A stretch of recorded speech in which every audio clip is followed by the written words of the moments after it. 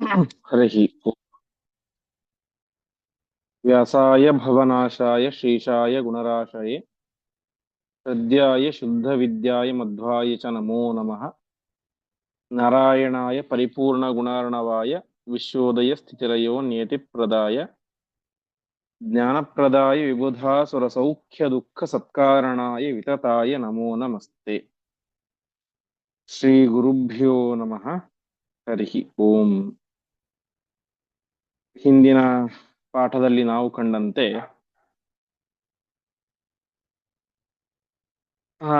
ಅರ್ಜುನ, ಭೀಮ ಎಲ್ಲರನ್ನು ಕೂಡ ಸೋಲಿಸಿ ದ್ರೌಪದಿಯನ್ನು ಕರೆದುಕೊಂಡು ತಮ್ಮ ಮನೆಗೆ ಬರ್ತಾರೆ. ನಕುಲ, ಸಹದೇವ ಮತ್ತು ಧೃತರಾಷ್ಟ್ರ ಮುಂದ್ಗಡೆ ಬಂದಿರ್ತಾರೆ. ಅವರ ಹಿಂದೆ ಭೀಮ, ಅರ್ಜುನ ಮತ್ತು ದ್ರೌಪದಿ ಬರ್ತಾರೆ. ಎಲ್ಲರೂ ಕೂಡ ಬಂದು ಮನೆಯ ಹೊರಗಡೆ ನಿಂತುಕೊಳ್ತಾರೆ. ಒಳಗಡೆ ತಾಯಿಯಾದಂತ ಕುಂತಿ ಇರ್ತಾಳೆ. ಬಂದು ಎಲ್ಲರೂ ಕೂಡ ಹೇಳ್ತಾರೆ, ಭಿಕ್ಷೇತಿ ತೈರಭಿಹಿತೆ ಪ್ರಜಗಾದ ಕುಂತಿ ಅಂತ, ಭಿಕ್ಷೆ ತಂದಿದ್ದೇವೆ ಅಂತ ಹೇಳ್ತಾರೆ. ಆ ರೀತಿಯಾಗಿ ಹೇಳಿದಾಗ ಕುಂತಿ ಏನೋ ಸಾಮಾನ್ಯ ಪ್ರತಿನಿತ್ಯ ತರುವಂತ ಭಿಕ್ಷೆ ಇರಬಹುದು ಅಂತ ಭುಂಗ್ದಂ ಸಮಸ್ತ ಶೈತಿ, ಎಲ್ಲರೂ ಕೂಡ ಒಟ್ಟಿಗೆ ಎಲ್ಲರೂ ಕೂಡ ಅದನ್ನು ಸ್ವೀಕಾರ ಮಾಡಿ ಅಂತ ಹೇಳ್ಬಿಡ್ತಾಳೆ. ಆದರೆ ವಾಸ್ತವ ಏನು, ಅಲ್ಲಿ ಅವರು ಭಿಕ್ಷೆ ಅಂತ ಹೇಳಿದ್ದು ದ್ರೌಪದಿಯನ್ನು ತಂದಿದ್ದೇವೆ ಎನ್ನುವಂತ ಅರ್ಥದಲ್ಲಿ ಭಿಕ್ಷೆ ತಂದಿದ್ದೇವೆ ಅಂತ ಹೇಳಿದ್ರು. ಆದರೆ ಕುಂತಿ ಅದನ್ನ ಎಲ್ಲರೂ ಸ್ವೀಕಾರ ಮಾಡಿ ಅಂತ ಹೇಳಿಬಿಟ್ಲು. ಆಚಾರ್ಯರು ಹೇಳುವಂತೆ ಪ್ರಾಮಾದಿಕಂಚ ವಚನಂ ನಮೃಷಾ ತಯೋಕ್ತಂ ಪ್ರಾಯಃ ಅಂತ, ಕುಂತಿ ಹೇಳಿದಂತಹ ಮಾತು ಯಾವತ್ತೂ ಸುಳ್ಳಾಗ್ಲಿಕ್ಕೆ ಸಾಧ್ಯ ಇಲ್ಲ. ಯಾಕೆಂದ್ರೆ ಅವಳು ಅಷ್ಟು ದೊಡ್ಡ ಸ್ಥಾನದಲ್ಲಿ ಇರುವಂತಹ ಯೋಗ್ಯತೆಯಲ್ಲಿ ದೊಡ್ಡ ಯೋಗ್ಯತೆ ಕುಂತಿಯದ್ದು. ಋಷಿ ಸದೃಶವಾದಂತಹ ಜೀವನವನ್ನು ಮಾಡ್ತಾ ಇದ್ದಂತಹ ಒಬ್ಬ ಶ್ರೇಷ್ಠ ಹೆಣ್ಣು. ಹಾಗಾಗಿ ಅವಳು ಮಾತು ಸುಳ್ಳಾಗ್ಲಿಕ್ಕೆ ಸಾಧ್ಯ ಇಲ್ಲ. ಹಾಗಾಗಿ ಮುಂದೆ ಏನ್ ಮಾಡ್ಬೇಕು ಅಂತ ಪಾಂಡವರಿಗೆ ತೋಚಲಿಲ್ಲ. ಆ ಸಂದರ್ಭದಲ್ಲಿ ಸರಿಯಾಗಿ ಸಾಕ್ಷಾತ್ ಶ್ರೀಕೃಷ್ಣ ಪರಮಾತ್ಮ ಅಲ್ಲಿಗೆ ಬಂದ ಅಂತ ಇಷ್ಟು ವಿಚಾರ ಆಗಿತ್ತು. ಇಂದು 144ನೇ ಶ್ಲೋಕದಿಂದಾಗಿ ಪ್ರಾರಂಭ. ಸಂಭಾಷ್ಯ ತೈಹಿ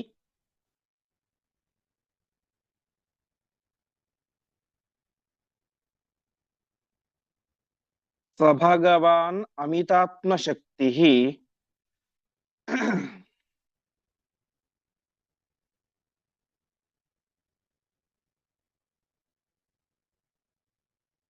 ರಾಯಾನ್ ನಿಜಾಂ ಪುರಮಮ.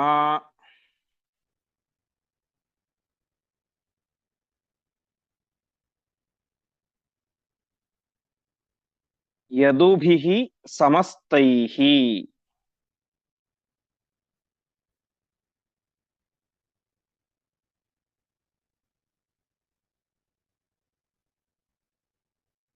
ಜ್ಞಾತುಂ ಚ ತಾನ್ ನಿಶಿ ಸಹ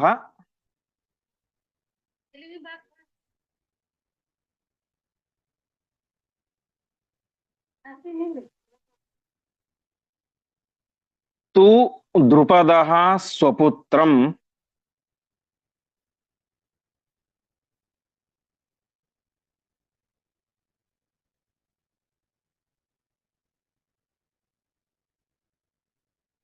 ಪ್ರಸ್ಥಾಪಯತ್ ಸ ಚ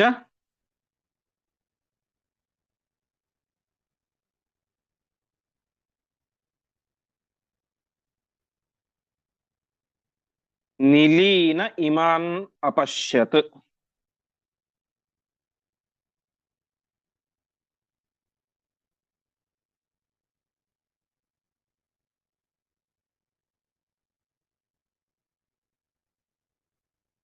ಪದಚ್ಛೇದ.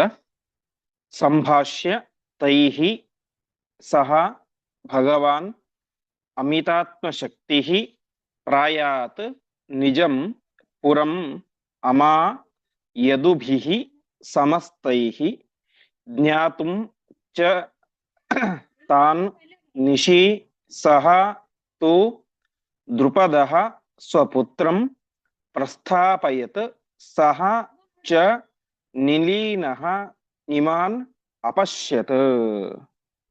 ಶ್ರೀಕೃಷ್ಣ ಪರಮಾತ್ಮ ಅಲ್ಲಿಗೆ ಬಂದ. ಎಂಥವನು ಪರಮಾತ್ಮ? ಅಮಿತಾತ್ಮ ಶಕ್ತಿ ಭಗವಾನ್, ಕೊನೆ ಇಲ್ಲದೆ ಇರುವಂತಹ ಶಕ್ತಿ ಇರುವಂತಹ, ಅರ್ಥಾತ್ ಅಮಿತ ಶಕ್ತಿ ಸಂಪನ್ನನಾದಂತಹ ಶ್ರೀಕೃಷ್ಣ ಪರಮಾತ್ಮ ತೈಹಿ ಸಂಭಾಷ್ಯ, ಆ ಪಾಂಡವರೊಟ್ಟಿಗೆ ಮಾತನಾಡಿ ತಾನೇ ಮಾಡಿದ ಸಮಸ್ತೈಹಿ ಯದುಬಿಹಿ ಅಮ, ಎಲ್ಲ ಯಾದವರೊಂದಿಗೆ, ಅಮ ಅಂದ್ರೆ ಸೇರಿಕೊಂಡು ಅಂತ. ನಾವು ಇವತ್ತು ತಿಥಿಯಲ್ಲಿ ಅಮಾವಾಸ್ಯೆ ಅಂತ ಕೇಳ್ತೇವೆ. ಅಮಾವಾಸ್ಯೆ ಶಬ್ದಕ್ಕೆ ಅರ್ಥ ಏನು ಅಂದ್ರೆ, ಚಂದ್ರ ಮತ್ತು ಸೂರ್ಯ ಇಬ್ಬರು ಕೂಡ ವಸತಿ, ಇಬ್ಬರು ಕೂಡ ಒಟ್ಟಿಗೆ ವಾಸ ಇರ್ತಾರೆ, ಹಾಗಾಗಿ ಅದಕ್ಕೆ ಅಮಾವಾಸ್ಯೆ ಅಂತ ಕರೀತಾರೆ. ಈ ರೀತಿಯಾಗಿ ಅಮ ಅಂದ್ರೆ ಜೊತೆಗೆ ಅಂತ. ಶ್ರೀಕೃಷ್ಣ ಪರಮಾತ್ಮ ಎಲ್ಲ ಯಾದವರೊಟ್ಟಿಗೆ ಬಂದಿದ್ದ, ಮತ್ತೆ ಯಾದವರೊಟ್ಟಿಗೆ ಅಮ ಸೇರಿಕೊಂಡು ನಿಜಂ ಪುರಂ ಪ್ರಾಯಾತ್, ತನ್ನ ಪಟ್ಟಣಕ್ಕೆ, ದ್ವಾರಕಾ ಪಟ್ಟಣಕ್ಕೆ ವಾಪಸ್ ಹೋದ, ಬಂದ, ಮಾತನಾಡಿದ, ವಾಪಸ್ ಹೋದ. ಆಗ ಏನಾಯ್ತು, ಆ ದಿವಸ ರಾತ್ರಿ ಅಲ್ಲಿಗೆ ಇನ್ನೊಬ್ಬ ಬಂದ, ಪಾಂಡವರು ವಾಸವಾಗಿದ್ದಂತಹ ಆ ಕುಂಬಾರನ ಮನೆಗೆ ಬಂದದ್ಯಾರು, ದ್ರುಪದ ಸ್ವಪುತ್ರಂ, ದ್ರುಪದ ತನ್ನ ಮಗನಾದಂತಹ ಧೃಷ್ಟದ್ಯುಮ್ನನ್ನ ಪಾಂಡವರಿದ್ದ ಕಡೆಗೆ ಕಳಿಸಿದ. ಯಾಕೆ ಕಳಿಸಿದ ಅಂತಂದ್ರೆ, ತಾನ್ ಜ್ಞಾತುಂ, ಅವರು ಯಾರೆಂತ ತಿಳಿಬೇಕು ಅಂತ. ಬಂದದ್ದು ವಿಪ್ರ ವೇಷದಲ್ಲಿ, ಬ್ರಾಹ್ಮಣ ವೇಷದಲ್ಲಿ, ಮಾಡಿದ್ದು ಯಾವ ಕ್ಷತ್ರಿಯರಿಗೂ ಯಾವ ಪರಾಕ್ರಮಶಾಲಿಗಳಿಗೂ ಆಗದೇ ಇರುವಂತ ಕೆಲಸವನ್ನ ಮಾಡಿ ದ್ರೌಪದಿಯನ್ನ ಪಡೆದುಕೊಂಡು ಹೋದರು. ಹಾಗಾಗಿ ಅವರ್ಯಾರು ಎನ್ನುವಂತಹ ಸಹಜವಾದಂತಹ ಜಿಜ್ಞಾಸೆ ದ್ರುಪದನಿಗಿತ್ತು. ಯಾಕೆಂದ್ರೆ ರುದ್ರದೇವರ ವರ ಇದೆ, ಅರ್ಜುನನನ್ನು ಬಿಟ್ಟು ಬೇರೆ ಯಾರು ಕೂಡ ಎತ್ತಲಿಕ್ಕೆ ಸಾಧ್ಯ ಇಲ್ಲ ಆ ಶಿವಧನುಸ್ಸನ್ನ ಅಂತ. ಆದ್ರೆ ಎತ್ತಿದ್ದು ನೋಡಿದರೆ ಒಬ್ಬ ಬ್ರಾಹ್ಮಣ, ಹಾಗಾಗಿ ಏನು ಅಂತ ಅವನಿಗೆ ಗೊಂದಲ ಆಯಿತು, ಸ್ಪಷ್ಟತೆ ಸಿಗಲಿಲ್ಲ. ಹಾಗಾಗಿ ಧನುಸ್ಸನ್ನ ಎತ್ತಿದವರು ಯಾರು ಅಂತ ನೀನು ಹೋಗಿ ತಿಳಿದುಕೊಂಡು ಬಾ ಅಂತ ಸ್ವಪುತ್ರಂ ಪ್ರಸ್ಥಾಪಯತ್, ತನ್ನ ಮಗನಾದಂತಹ ಧೃಷ್ಟದ್ಯುಮ್ನನ್ನ ದ್ರುಪದ ಕಳಿಸಿಕೊಟ್ಟ. ಆವಾಗ ಆ ಧೃಷ್ಟದ್ಯುಮ್ನ ಅಲ್ಲಿಗೆ ಬಂದ. ಅವನು ನಿಲೀನಃ, ಅಡಗಿಕೊಂಡಿದ್ದು, ತಾನೇ ಮಾಡಿದ ಇಮಾನ್ ಅಪಶ್ಯತ್, ಈ ಪಾಂಡವರನ್ನ ಮತ್ತು ದ್ರೌಪದಿಯನ್ನ ಎಲ್ಲರನ್ನು ಕೂಡ ನೋಡಿದ. ಅವ್ರೇನ್ ಮಾಡ್ತಾ ಇದ್ದಾರೆ ಏನಿಲ್ಲ ಅಂತ ಅಡಗಿಕೊಂಡು ಆ ಎಲ್ಲ ಅವರೊಂದು ಕಾರ್ಯಗಳನ್ನು ಕೂಡ ಧೃಷ್ಟದ್ಯುಮ್ನ ನೋಡಿದ. ಹೀಗೆ ಯಾವತ್ತು ಅವರು ಗೆದ್ದು ಅಲ್ಲಿಗೆ ಬಂದ್ರು ಅವತ್ತಿನ ದಿವಸವೇನೆ ಶ್ರೀಕೃಷ್ಣ ಪರಮಾತ್ಮ ಬಂದ, ಯಾದವರು ಬಂದ್ರು, ಮಾತನಾಡಿದರು, ಹೋದರು. ಅವತ್ತಿನ ದಿವಸವೇನೆ ಮತ್ತೆ ರಾತ್ರಿ ಸಂದರ್ಭದಲ್ಲಿ ದ್ರುಪದ ಪುತ್ರನಾದಂತಹ ಧೃಷ್ಟದ್ಯುಮ್ನನು ಕೂಡ ಅಲ್ಲಿಗೆ ಬಂದ. ಮುಂದೆ ಭಿಕ್ಷಾನ್ನ ಭೋಜಿನ ಉತೋ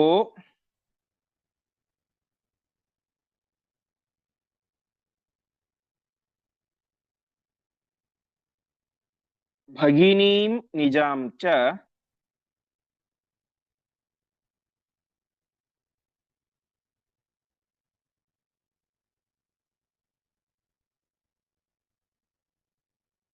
ತತ್ರಾಪಿ ತೃಪ್ತ ಹೃದಯಾಂ, ಅಥವಾ ತತ್ರಾತಿ ತೃಪ್ತ ಹೃದಯಾಂ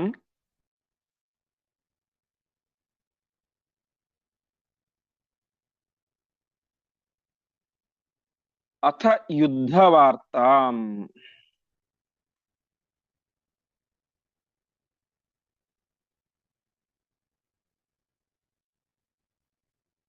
ತೇಷಾಂ ನಿಶಮ್ಯ ನದತಾಂ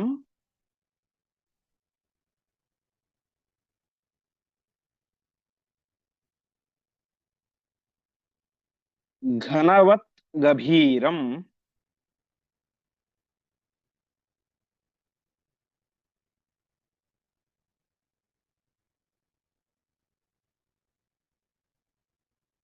ಕ್ಷತ್ರೋತ್ತಮಾಃ ಇತಿ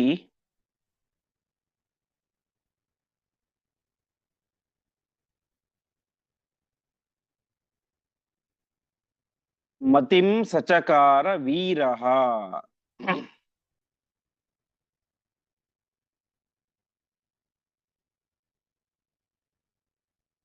ಪದಚ್ಛೇದ.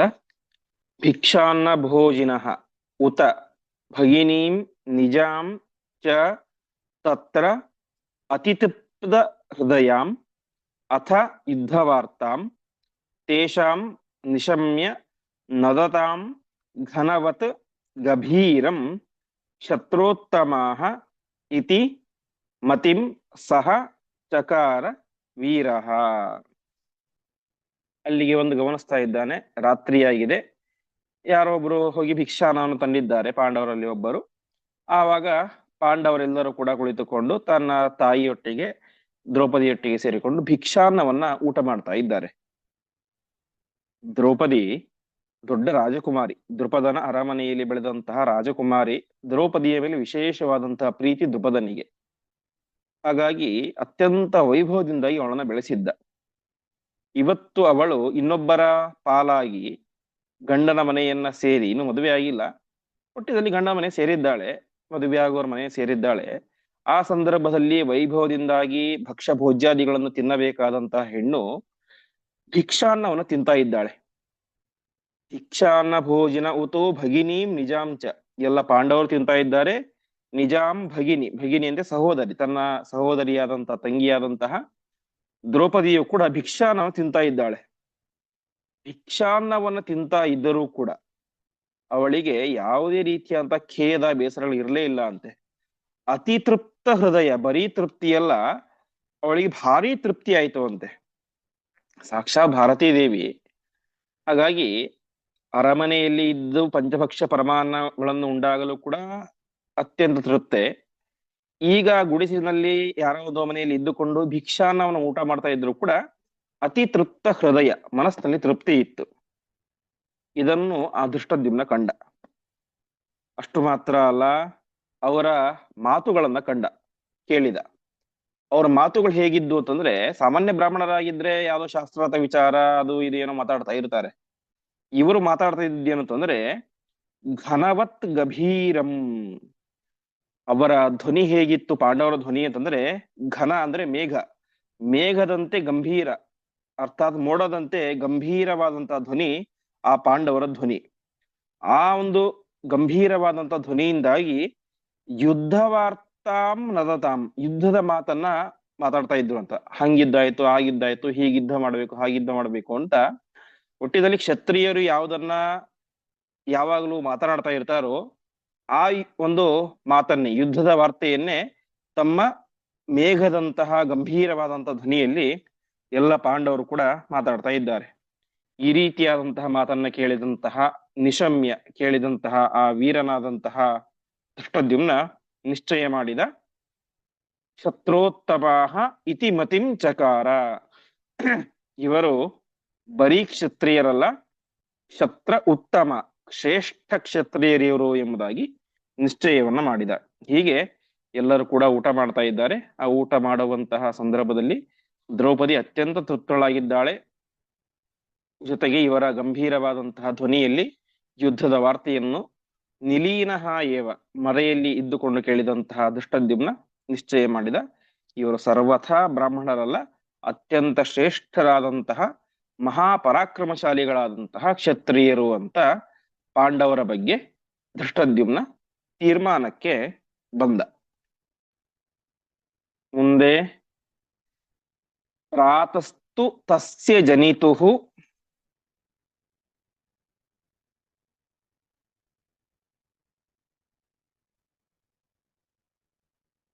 ವಚಸಾ ಪುರೋಧಾಹ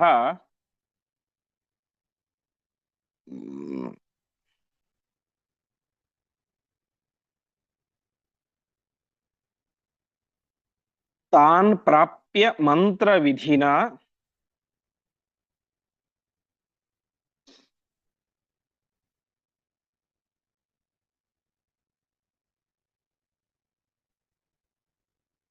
ಮರುದಾತ್ಮಜೇನ.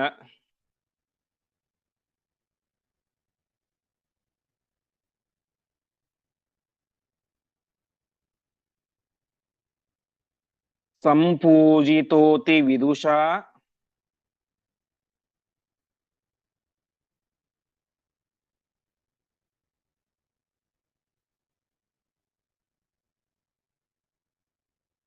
ಪ್ರತಿಗೃಹ್ಯ ತಾಂಶ್ಚ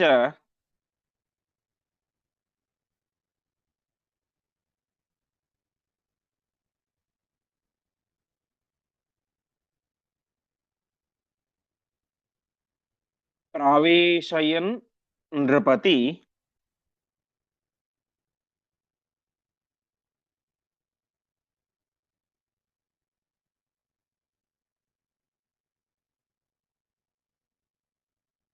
ಗೇಹ ಮಮೈವ ಮಾತ್ರ.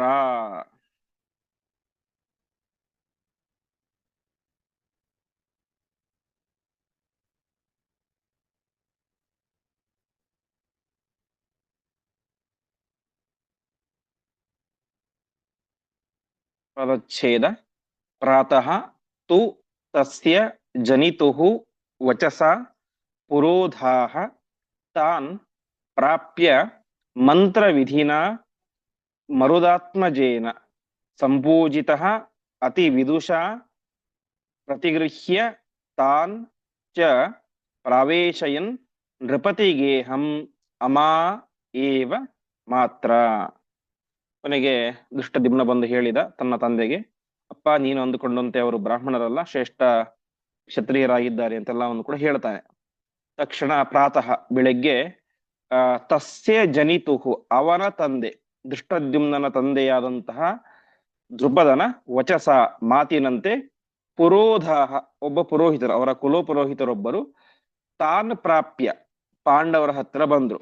ದುಷ್ಟದ್ಯುಮ್ನನ ಮಾತು ದ್ರುಪದನಿಗೆ ಗೊತ್ತಾಯಿತು. ದ್ರುಪದ ಒಬ್ಬ ಪುರೋಹಿತನನ್ನ ಪಾಂಡವರ ಬಳಿ ಕಳಿಸ್ತಾನೆ. ಪಾಂಡವರ ಬಳಿ ಬಂದಾಗ ಅತಿ ವಿದುಷಾ ಮರುತಾತ್ಮಜೇನ, ಬಂದಂತಹ ಪುರೋಹಿತರಿಗೆ ವಿಶಿಷ್ಟವಾದಂತಹ ಸತ್ಕಾರವನ್ನು ಮಾಡಿದರುವಂತೆ. ಮಾಡಿದ್ಯಾರು?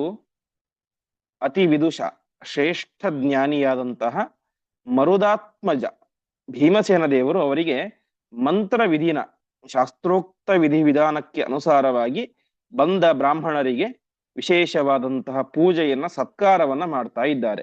ಹೀಗೆ ಭೀಮಸೇನ ದೇವರು ತಾವು ಜೀವೋತ್ತಮರು, ವಾಯುದೇವರು, ತಾವ್ಯಾರಿಗೆ ಪೂಜೆ ಮಾಡಬೇಕಂತ ಸುಮ್ಮನೆ ಕೊಡ್ಲಿಲ್ಲ. ಯಾವ ರೀತಿಯಾಗಿ ಶ್ರೀಕೃಷ್ಣ ಪರಮಾತ್ಮ ಬ್ರಾಹ್ಮಣರ ಪೂಜೆಯನ್ನು ಅನೇಕ ಬಾರಿ ಮಾಡಿದ್ದನು, ಹಾಗೆ ಭೀಮಸೇನ ದೇವರು ಕೂಡ ತಾವು ಒಂದು ಬ್ರಾಹ್ಮಣರ ಪೂಜೆಯನ್ನು ಮಾಡಿ ಲೋಕಕ್ಕೆ ಒಂದು ಮಾರ್ಗದರ್ಶನವನ್ನ ಮಾಡ್ತಾ ಇದ್ದಾರೆ. ಹೀಗೆ ಅವರಿಗೆ ವಿಶೇಷವಾದ ಸತ್ಕಾರವನ್ನ ಭೀಮಸೇನ ದೇವರು ಮಾಡ್ತಾ ಇದ್ದಾರೆ. ಹೀಗೆ ಅವರಿಂದ ಸಂಪೂಜಿತ, ಪೂಜಿಸಲ್ಪಟ್ಟಂತಹ ಆ ಬ್ರಾಹ್ಮಣ ತಾನೇನ್ ಮಾಡಿದ, ತಾನ್ ಪ್ರತಿಗೃಹ್ಯ ಅವರನ್ನ ಕರೆದುಕೊಂಡು, ಅಮಾ ಏವ ಮಾತ್ರ ಜೊತೆಗೆ ಅವರ ತಾಯಿಯನ್ನು ಕರೆದುಕೊಂಡು, ಅರ್ಥಾತ್ ಕುಂತಿಯನ್ನು ಕೂಡ ಕರೆದುಕೊಂಡು, ನೃಪತಿ ಗೇಹಂ ಪ್ರಾವೇಶಯನ್, ಗೇಹ ಅಂದ್ರೆ ಮನೆ, ನೃಪತಿಯ ಗೇಹ ರಾಜನ ಮನೆ, ಅರಮನೆ, ಅರಮನೆಗೆ ಪ್ರವೇಶ ಮಾಡಿಸಿದ. ಹೀಗೆ ದ್ರುಪದನ ಮಾತಿನಂತೆ ಆ ಒಂದು ಪುರೋಹಿತ ಪಾಂಡವರ ಮನೆಗೆ ಬರ್ತಾ ಇದ್ದಾನೆ.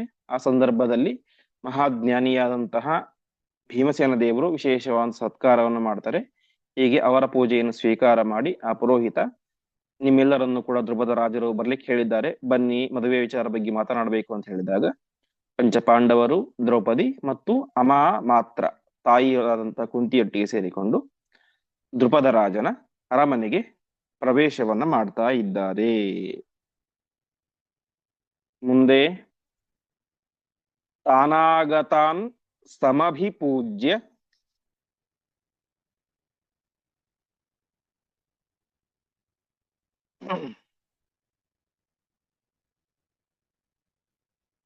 ನಿಜಾತ್ಮಜಾಂ ಚ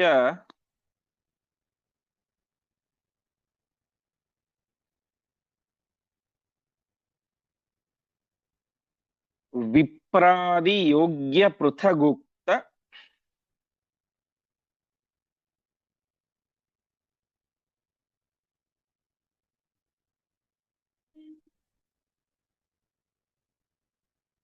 ಪದಾರ್ಥ ಜಾತೈಹಿ.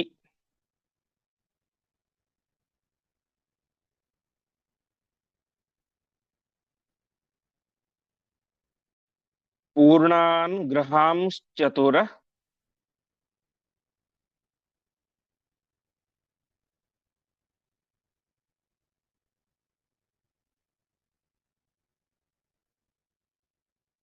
ಏವ ದಿದೇಶ ರಾಜ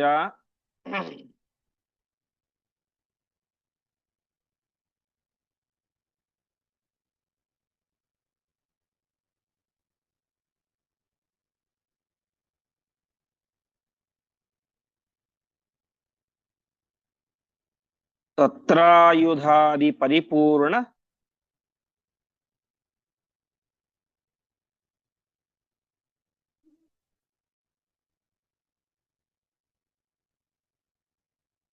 ಗೃಹಂ ಚ ತೇಗುಹು.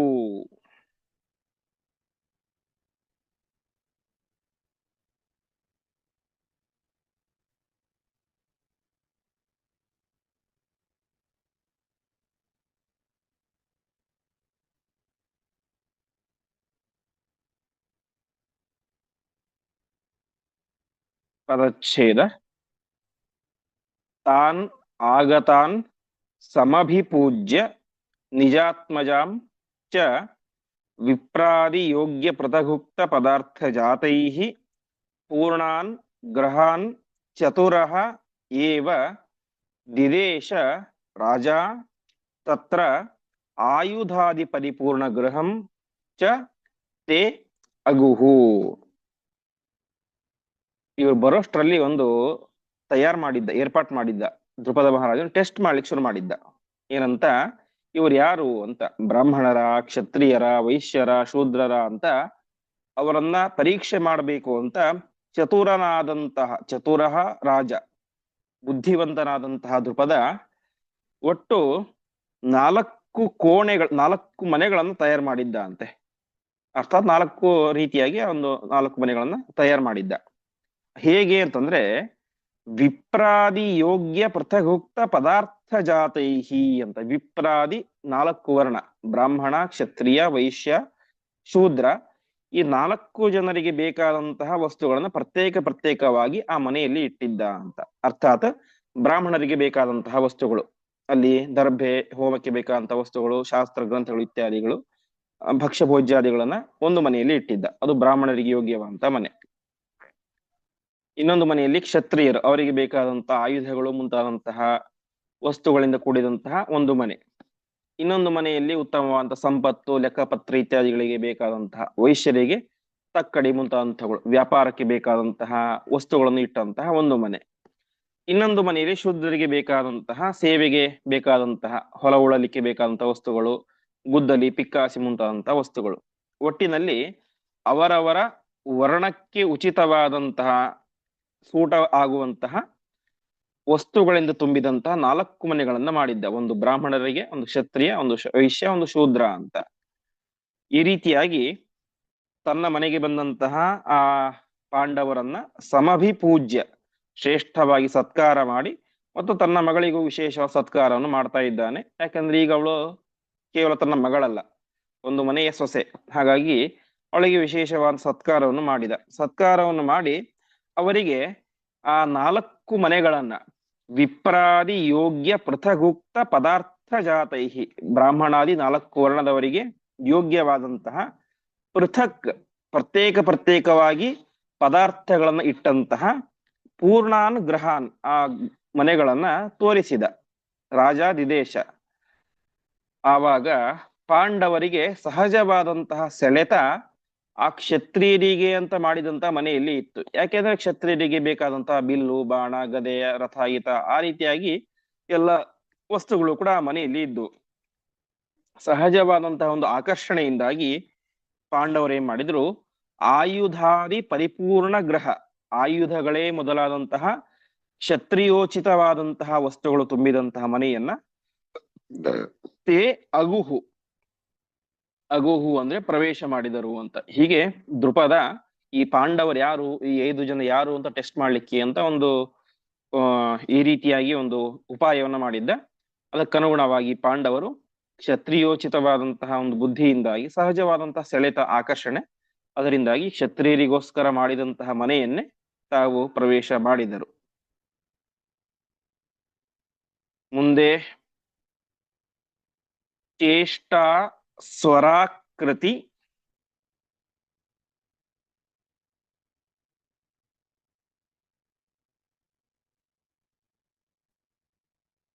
ವಿವಕ್ಷಿತ ವೀರ್ಯ ಶೌರ್ಯ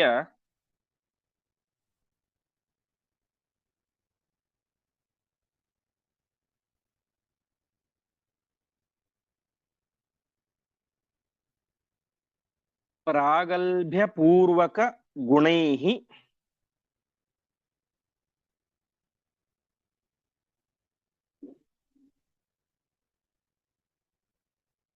ಶಿತಿಭರ್ತೃಪುತ್ರಾನ್.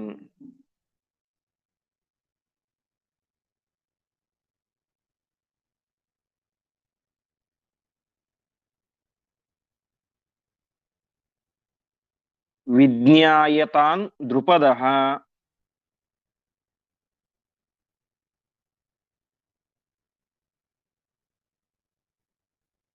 ಏತ್ಯ ಚ ಧರ್ಮಸೂನುಂ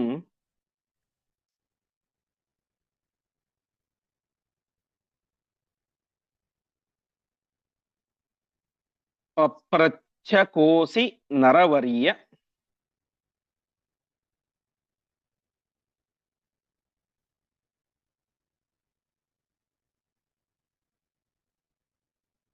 ವದಸ್ವ ಸತ್ಯಂ.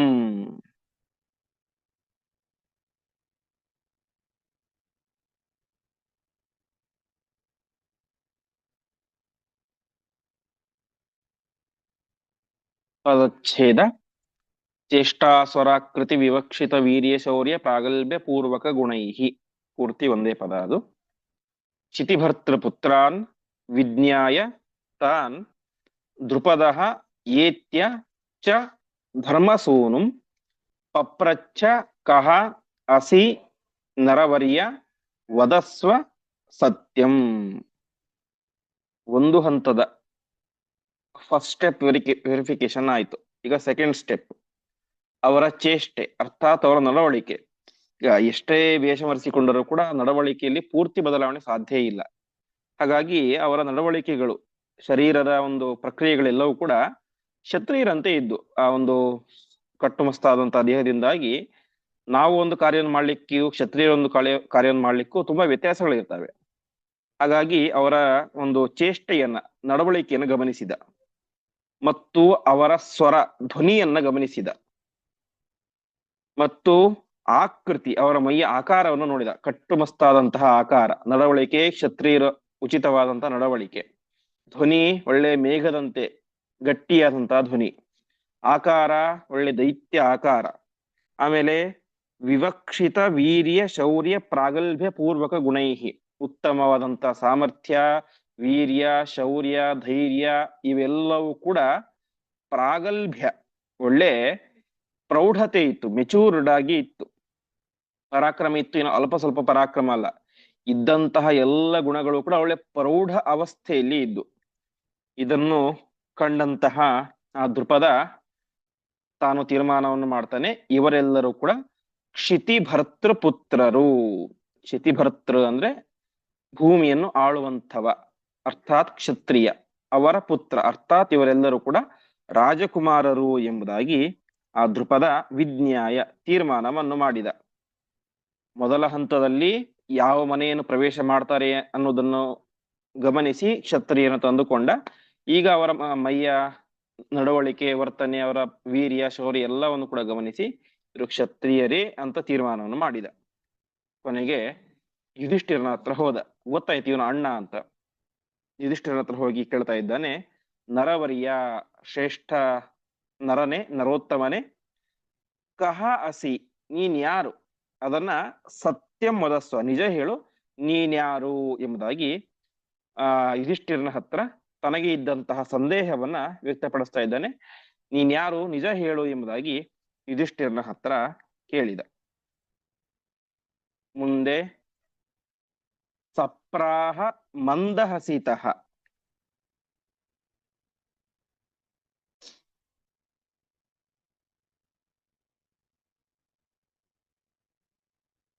ಕಿಮಿಹಾದ್ಯ ರಾಜನ್,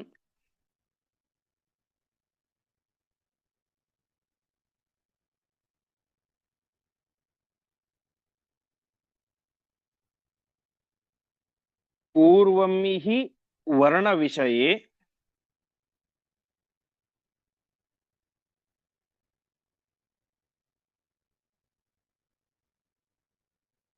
ನ ವಿಶೇಷ ಉಕ್ತಃ.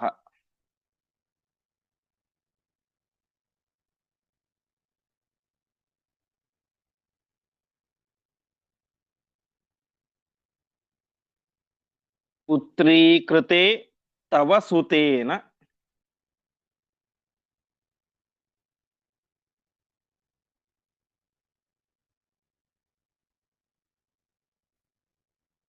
ತು ಲಕ್ಷ್ಯವೇಧಃ.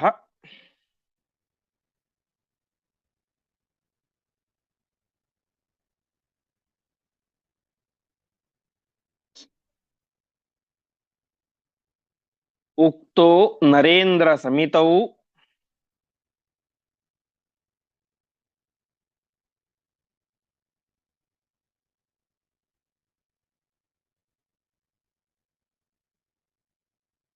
ಸಕೃತೋಪ್ಯನೇನ.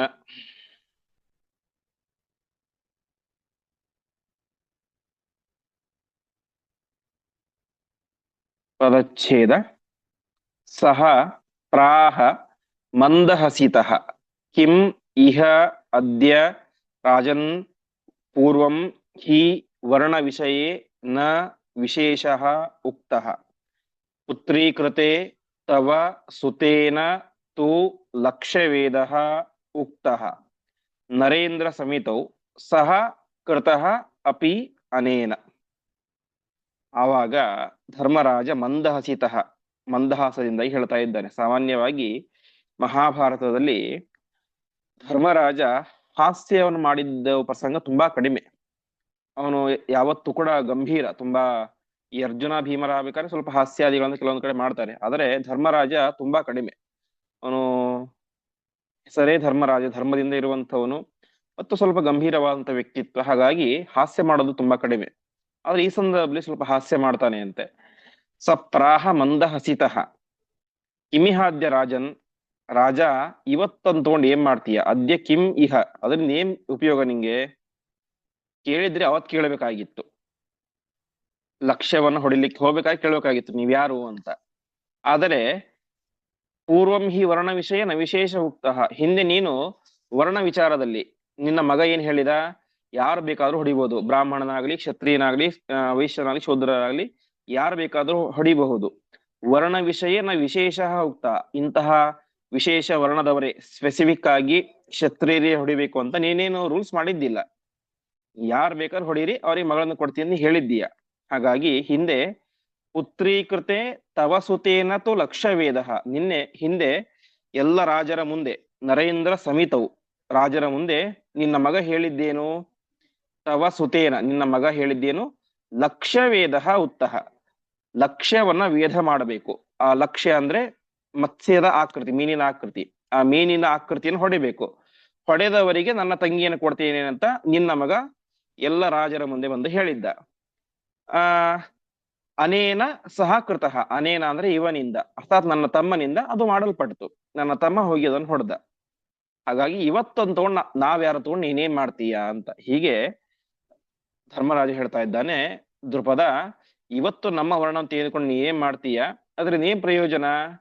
ಹೇಳ್ಬೇಕಾಗಿದ್ರೆ ಅವತ್ತೇ ಹೇಳ್ಬೇಕಾಗಿತ್ತು. ನಿನ್ನ ಮಗನಾದಂತ ಧೃಷ್ಟದ್ಯುಮ್ನ ಬಂದು ಹೇಳಿದ್ದೇನ, ಯಾರು ಬೇಕಾದರೂ ಕೂಡ ಲಕ್ಷ್ಯ ವೇಧ ಮಾಡಬಹುದು, ಅವರಿಗೆ ನನ್ನ ತಂಗಿಯನ್ನು ಕೊಡ್ತೇನೆ ಅಂತ. ಅವನೇನು ಬಂದು ಬ್ರಾಹ್ಮಣರೇ ಮಾಡಬೇಕು, ಕ್ಷತ್ರಿಯರೇ ಮಾಡಬೇಕು, ವೈಶ್ಯರೇ ಮಾಡಬೇಕು, ಆ ರೀತಿಯಾಗಿ ವರ್ಣ ವಿಶೇಷವನ್ನ ಯಾವುದಕ್ಕೂ ಕೂಡ ಹೇಳಲಿಲ್ಲ. ಇವರು ಮಾಡಬೇಕು, ಇವ್ರು ಮಾಡಬಾರ್ದು ಅಂತ ಏನು ಕೂಡ ಹೇಳಲಿಲ್ಲ. ಹಾಗಾಗಿ ನನ್ನ ತಮ್ಮ ಮಾಡಿದ, ನಿನ್ನ ಮಗಳನ್ನು ಕೊಟ್ಟಿದ್ದೀಯ, ಅಷ್ಟೇ, ಮುಗಿದು ಹೋಗ್ಬಿಡ್ತು. ಇವತ್ತ್ಯಾಕೆ ಆ ನಾವ್ಯಾರು ಎನ್ನುವಂತಹ ವರ್ಣ ವಿಚಾರ ಯಾಕೆ ಅಂತ ಹಾಸ್ಯದಿಂದಾಗಿ ಈ ಮಾತನ್ನು ಹೇಳಿದ ಎಂಬುದಾಗಿ ತಿಳಿಸ್ತಾ ಇದ್ದಾರೆ. ಮತ್ತೆ ಮುಂದೆ ದೃಪದ ತುಂಬಾ ಒತ್ತಾಯ ಮಾಡ್ತಾನೆ, ಇಲ್ಲ ನೀವ್ಯಾರು ತನಗೆ ಗೊತ್ತಾಗ್ಲೇಬೇಕು ಅಂತ ಆ ಧರ್ಮರಾಜನಿಗೆ ಮತ್ತು ಕುಂತಿ ಹತ್ರ ತುಂಬಾ ಒತ್ತಾಯ ಮಾಡ್ತಾನೆ.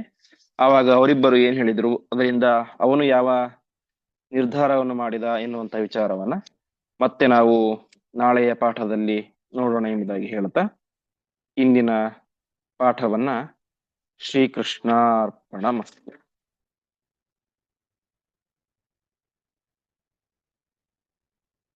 ನಮಸ್ತೆ ಗುರುಗಳೇ. ನಮಸ್ತೆ ಆಚಾರ್ಯ ನಮಸ್ಕಾರ.